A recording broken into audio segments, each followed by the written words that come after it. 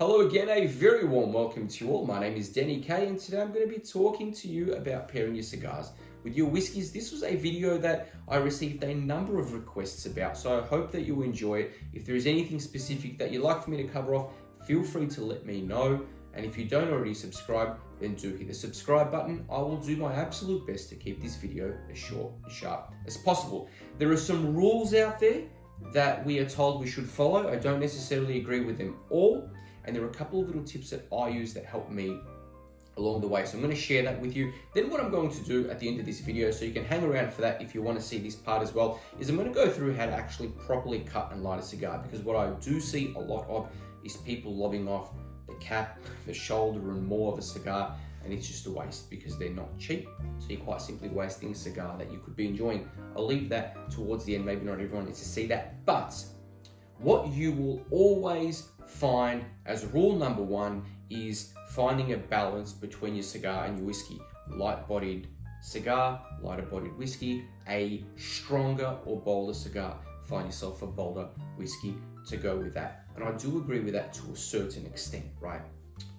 That's not necessarily my number one rule or number one thing that I will normally do. So normally what I will do is, unrelated to that, is I will match my whiskey, cognac, armagnac, rum, whatever it is around my cigar. I normally go to my humidor, pick the cigar that I want to smoke that night, and this is quite simply because I have far more whiskey than I do types of cigars. I will then go and pick my whiskey or whiskies that I want to pair with it, and that's normally the way that I start. The second part is I'll normally always go for cask strength or high ABV whiskey. So when I see, a lighter bodied cigar go with a lighter whiskey, I still can't go with a 40 or 43%er because I still find that it's not going to hold up with the cigar for me personally. I'll still go for cask strength, but I'll manage the cask type that I will go with. The type of whiskey might be a refill, might be a bourbon cask. It's still going to be high ABV. This is an example of something that I think goes really, really well with lighter bodied cigars. So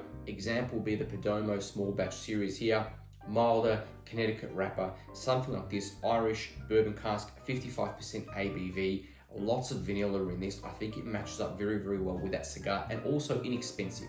So I bought this for 60 or 70 Australian dollars. So depending on where you are in the world, call it 20 something, 30 something pound, euro, dollars, etc.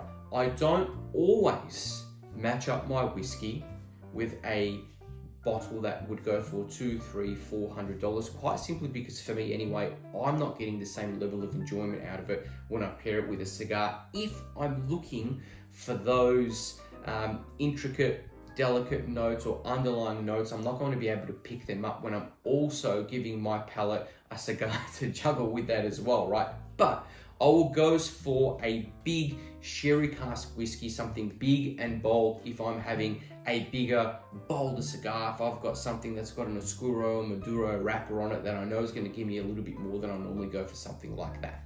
So they are essentially the two rules that I will normally follow in terms of the way that I'll start and the way that I'll match my whiskey and the level of enjoyment that I'll get. Sometimes though, if I go for a rum or a brandy, I'll still try to follow that to a certain extent as well, just because that's what works for me. So the one thing that I normally will not have though with a cigar is peated whiskey. Quite simply because for me, I'm already getting enough smoke out of the cigar, obviously. So I don't normally match smoke and smoke. If that's something that you do and you enjoy it, then that's great, power to you. You do it the way that you like to do it. But they're the two things that I'll normally do. So I hope that those answers those questions that I received, and I hope that that helps. Now, very, very simple.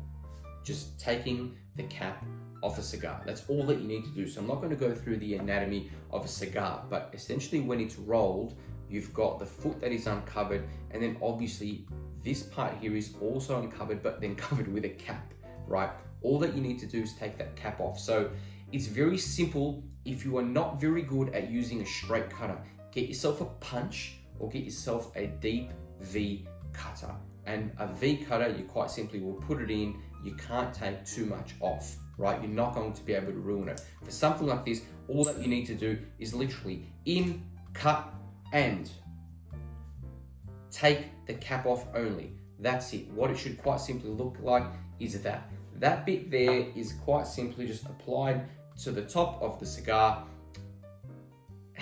It's as simple as that. It literally takes 2 seconds. I'm no expert, but that's all that you need to be able to take off the cigar. So, next thing from there is, and now whether you're using a soft flame, whether you're using a match or whether you're using a jet lighter, is quite simply toast the foot of the cigar, right? And you don't need to go right up to it. Then from there, all that you need to do is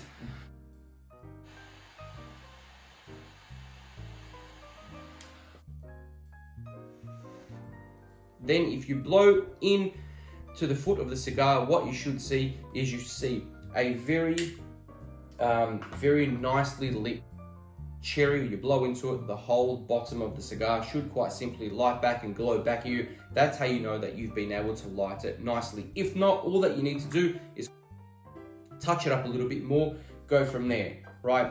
It's as simple as that. Now, I hope you've enjoyed it. I've tried to keep it rather short and sharp.